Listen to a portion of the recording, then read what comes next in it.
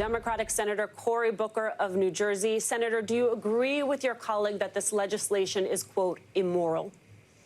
Well, I'll go further. I think it's a moral obscenity, and it is violence in the sense of what it will do to many families by denying them health care when they're sick, by denying them food when their children are hungry, denying our seniors critical care in their latter years, denying the disabled the kind of support that they need. This bill is a moral obscenity, and I'm stunned that only a few senators on their side of the aisle have even been willing to speak to the impact it will have on their states, their constituents, their rural hospitals, their families, their children in their state.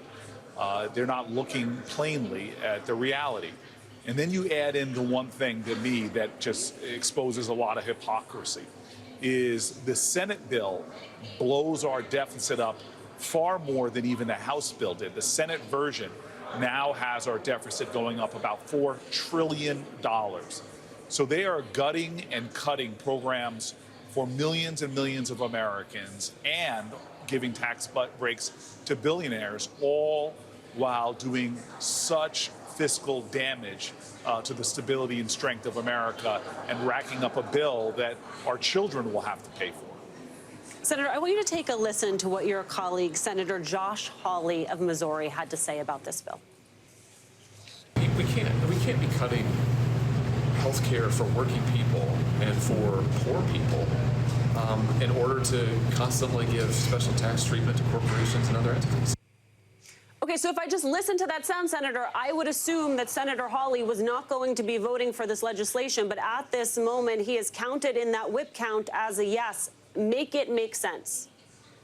I can't. I really can't. I've heard everybody from Josh Hawley to Ron Johnson so stridently speak out against parts of this bill, major parts of this bill, but yet they all seem to fall in line when they were doing the motion to proceed. I'm sorry, Josh Hawley needs to understand this is going to take away from working class Americans health care, food aid, and other critical supports. Millions and millions of Americans are going to be paying higher energy costs, are going to see their premiums, annual premiums go up upwards near $1,000. They're going to see more and more people really hurt, while the wealthiest who do not need our support, they do not need our help, the wealthiest will be getting the biggest benefits from this bill, the wealthiest individuals and corporations. That's why I call this bill a moral obscenity. All the basic decency of our country is being offended, undermined, and frankly, just brutalized by this bill. Senator, you referenced the two Republican senators who've already said they will not be voting for this legislation. Tom Tillis' resignation announcement, did that come as a surprise to you? It did. I saw his behavior as someone who was preparing to run again. I think that he was right in his statement. This is a sad commentary on our country that a Republican senator who's trying to work across the aisle, trying to find points of compromise, who believed that you could stand your ground and still forge common ground, is going to be put in a situation where he could not win re-election because of the president turning against him and more. So, again, I think it's sad. I've seen a lot of Republican moderates disappear in my short time in the Senate, from people like John Corker or Jeff Flake, who stood up and spoke out against the president. Anybody who doesn't get on board with Donald Trump's way seems to become a casualty in their re-election efforts. Well, Senator, I think a lot of us watch Senator Tillis on the floor now that he is not running for re-election, now that he is unleashed and speaking truth to power, and wonder if your Republican colleagues who do not have the same luxury are whispering the same to you behind the scenes. Do you get the sense that they know both how damning this is for the American people when it comes to those cuts for Medicaid, those cuts to SNAP, and then politically just how unpopular this bill is? Well, look, I've had Republican colleagues tell me a lot over the last months of the Trump administration. Everything from the unqualified people that Trump has put up for major cabinet positions, all the way to just some foreign policy and national security nightmares like the Secretary of Defense signaling out attack plans. There's a lot of things I know are offending my Republican colleagues, but it doesn't show a profile in courage. to whisper those things, to say them privately, but not stand up on the Senate floor like Tom Tillis did yesterday, calling out this bill for what it does to his state and to our nation. We know the truth of this bill. The more people know about the bill, the more people hate the bill, independents, Democrats, and Republicans. They are not telling the truth when they go and defend this bill. The beneficiaries of this bill are going to be the wealthiest in our country. They will see the disproportionate benefits. Average working Americans are going to see higher costs, from their energy costs to their health care costs, and they're going to rack up a deficit that could take generations to pay and will become, just debt service payments are going to become the largest expense in our budget as a country, absent the Social Security benefits we pay out to American seniors.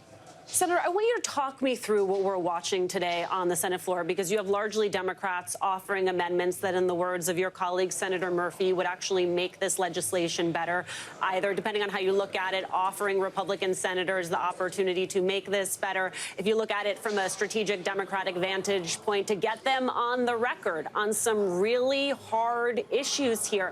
As you know, Leader Thune, he can lose one more vote. That math is very tricky. Explain to me what it is we're watching today unfold on the Senate floor, and whether or not you, in fact, think there is a Republican you can peel away from Thune. Well, so there'll always be a chance. Remember, we need two, actually. One would be a tied Senate, and the vice president would have to come in, but two, giving us a 4 total, would be able to do it. And I don't know who those two could be. It could be Murkowski, it could be Collins. There's a number of others that are sort of in the mix. It's more likely we lose tonight than win. But we are going to spend as much time as we can shining a spotlight on either their hypocrisy or their cruelty in this bill, saying simple things like, hey, let's not give billionaires a tax hit. If you're making over $100 million in America, how about we say that you get no benefit in tax breaks for this bill? Or maybe we'll give amendments about saving rural hospitals, or saving Medicaid, or saving food stamps. We're going to do everything we can on aspects of this bill that are horrible to shine a spotlight through our amendments and force them to vote again to try to defeat things that would help constituents in their own state. Now, whether that creates the kind of moral pressure and urgency to get them to change their vote, we don't know. But we will all not forget what happened in 2017.